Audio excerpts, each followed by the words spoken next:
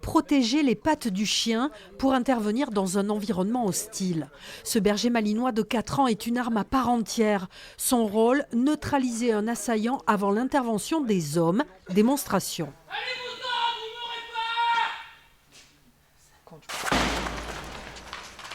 Ténor a rempli sa mission dans une configuration inhabituelle pour lui. Désormais, les équipes du 132e régiment d'infanterie cynotechnique pourront s'entraîner dans différents cadres urbains à Billère, un atout pour habituer le chien à toutes ses futures missions.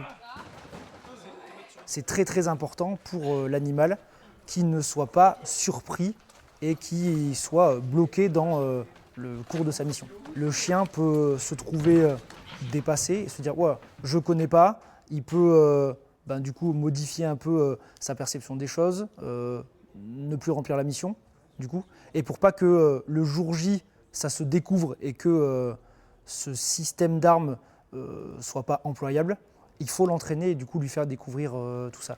Pour faciliter ces entraînements, la mairie de Billère a donc signé une convention avec le régiment pour mettre à disposition gratuitement des sites municipaux. Et là, je trouve que c'est intéressant aussi que les citoyens biérérois puissent se dire que il y a dans les services, il y a des équipes qui s'entraînent pour faire face à des éventuels problèmes qui pourraient arriver. Parce que ce qui est important, c'est que ces équipes-là, elles soient en capacité d'intervenir, peut-être un jour à Billère, et surtout d'être en capacité d'intervenir de manière efficace.